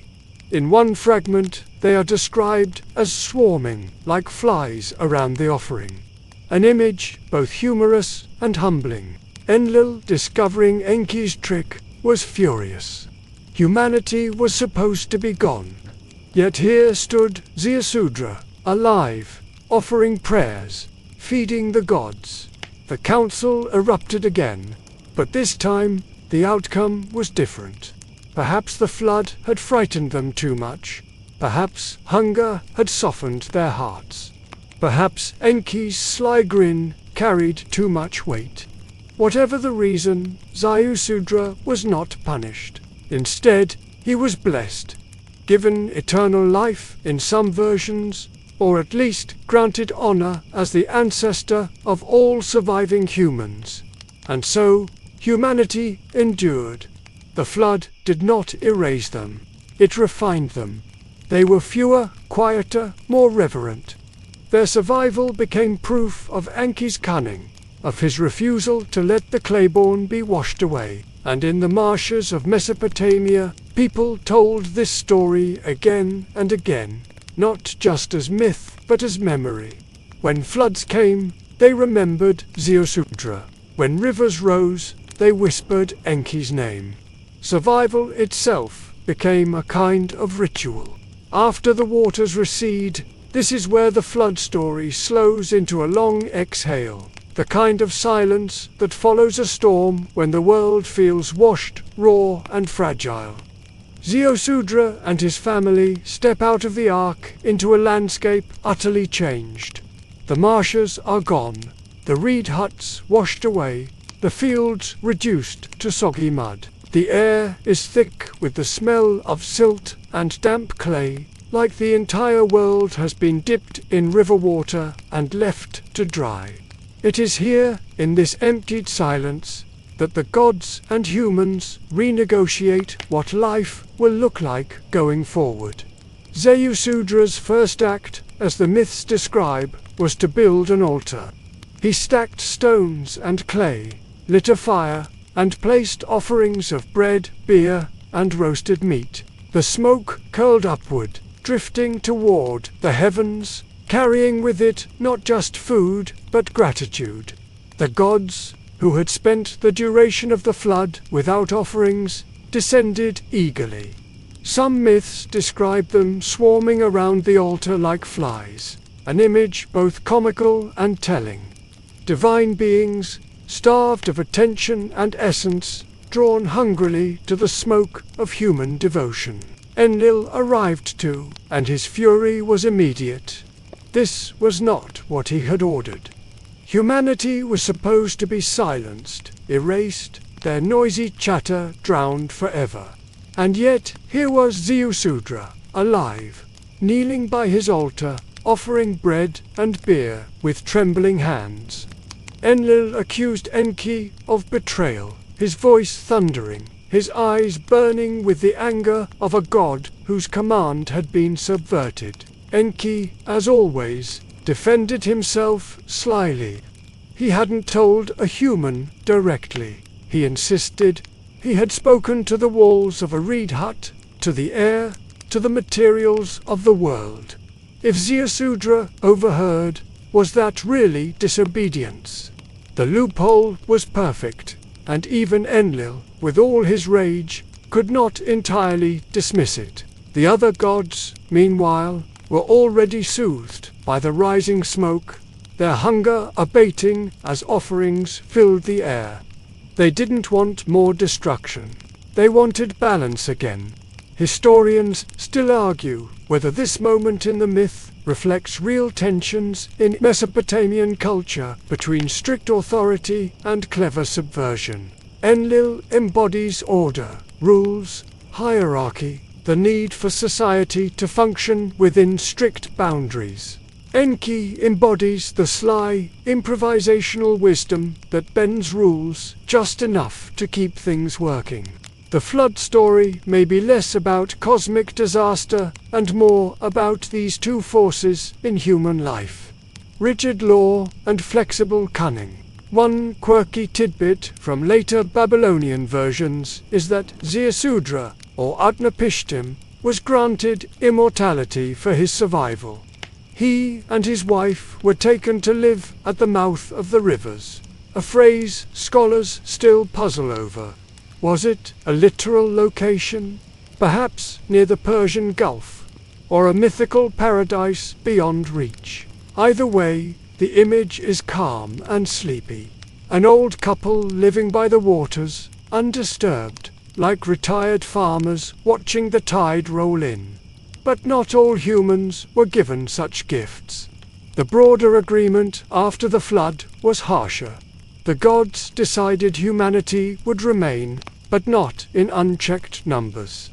Measures had to be introduced: shorter lifespans, infant mortality, disease. These sound grim, but in the myths they were explained as safeguards, divine adjustments to keep humanity from overwhelming the earth again with noise.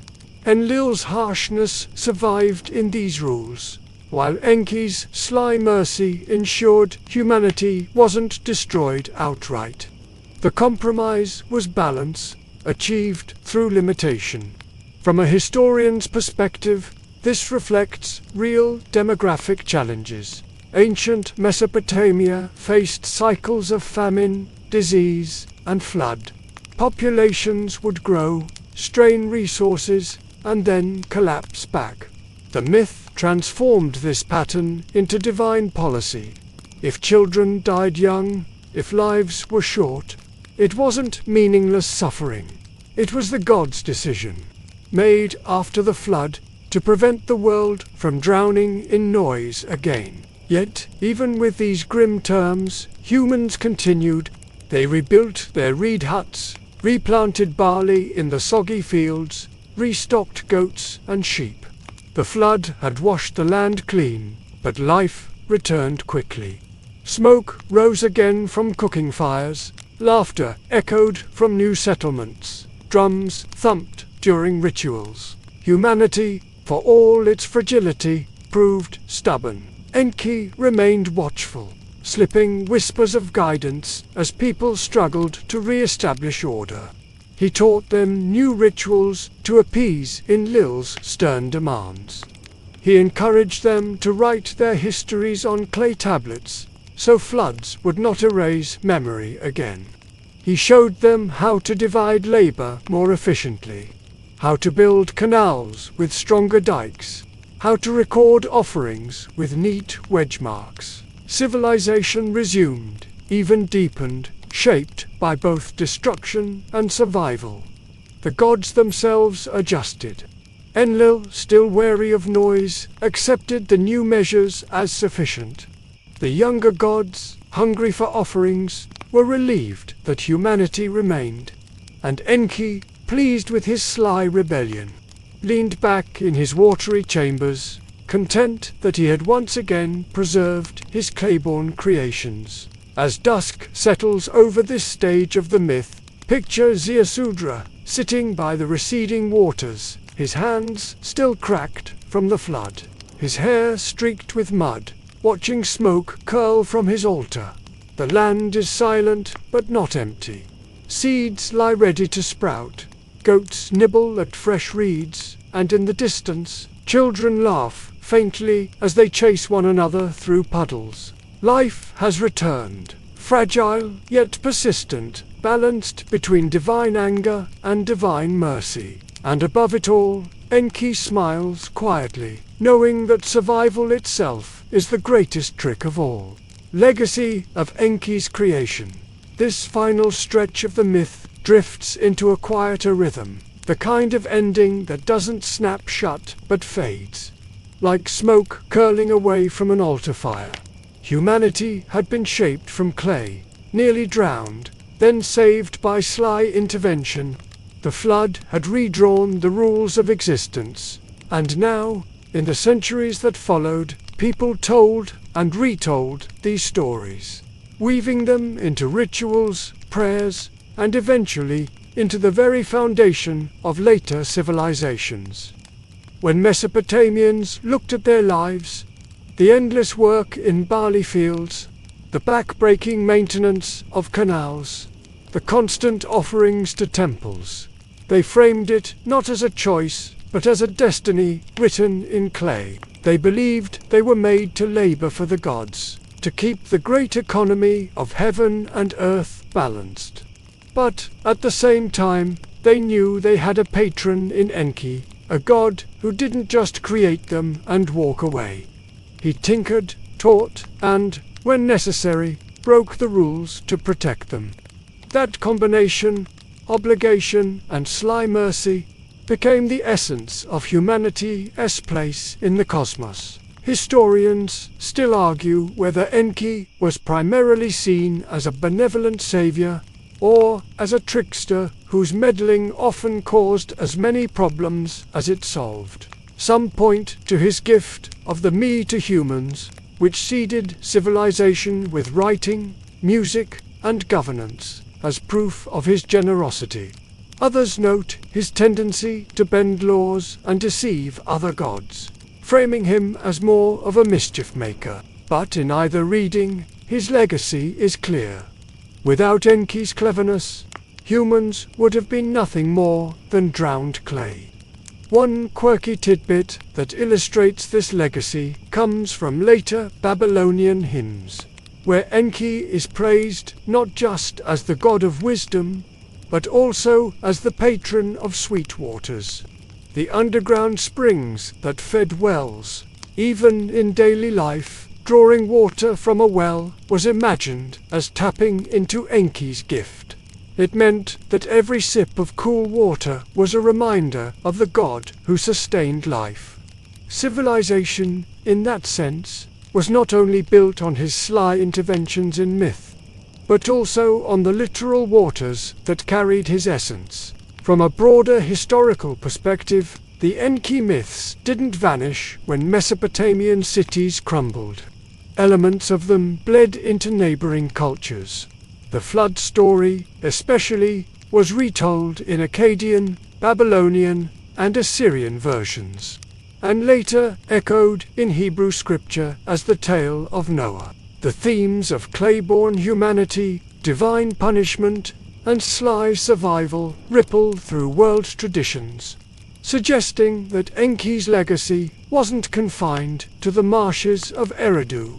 It spread, quiet but steady, like the underground waters of the Abzu itself. But for the Mesopotamians who first told these tales, the legacy was more personal. They saw themselves in the clay, fragile, dependent, noisy. They saw their rulers and priests in Enlil, stern, demanding, always worried about order. And they saw their hopes in Enki, the god who bent the rules, who whispered solutions, who ensured survival even when destruction seemed certain. Their myths weren't just stories for entertainment. They were frameworks for understanding why life was hard, why floods came, why labor never ended, and why, against all odds, humanity endured. Picture the final scene as if it were an old tablet being set down. The rivers flow calmly again. Farmers walk along canals, baskets of barley balanced on their backs. Smoke rises from temples where bread and beer are offered in gratitude. Children laugh by the reed huts, their voices carrying into the twilight. And deep below, in the cool waters of the Abzu, Enki reclines, his smile as sly as ever, content that his clay-born creations are still alive, still noisy, still exactly imperfect enough to need his guidance. The story does not close with thunder or finality. It simply settles, like silt after a flood, into a calm that feels timeless. Humanity's legacy is work and worship, struggle and survival, always under the watch of the god who mixed clay with trickery and compassion. Enki's creation wasn't flawless, but it was enduring. And in the sleepy rhythm of Mesopotamian myth, endurance was enough. And now, as the story fades, let your mind drift as slowly as the rivers of Mesopotamia. Picture the quiet banks of the Euphrates at night, the water lapping softly against reeds, the air heavy with the scent of damp earth. The rush of floods is long past, the thunder silenced, and what remains is only the gentle hum of life continuing, steady and calm. The clay-born humans have finished their work for the day. Their fields are watered, their goats gathered, their bread baked. Smoke curls lazily from their huts, drifting into the darkening sky. Children's laughter has quieted into yawns, and the soft murmur of evening prayers lingers in the air like a lullaby. Above them, stars glitter faintly, reflecting in the river's slow surface, each one a reminder of stories told long ago. You can almost hear Enki's presence still, not as a booming voice, but as a soft whisper threading through the reeds, a reminder that even in imperfection, life is guided. His sly grin has faded into calm, his watery home glowing dimly below the earth. A caretaker satisfied with the fragile beings he helped shape. Let that image soothe you. Let the cool water wash over the noise of the day. Let the clay settle into stillness, and let your breath match the rhythm of the river's flow. Each inhale is the gathering of silt, each exhale the gentle settling of mud, steady, patient, unhurried. The gods no longer argue. The humans no longer stumble. The world is balanced, for now, in quiet harmony. And as you sink deeper into rest, imagine yourself lying by that riverbank, the stars above, the reeds swaying gently, the Abzu murmuring softly below. The story has ended, but its calm remains, carrying you into sleep.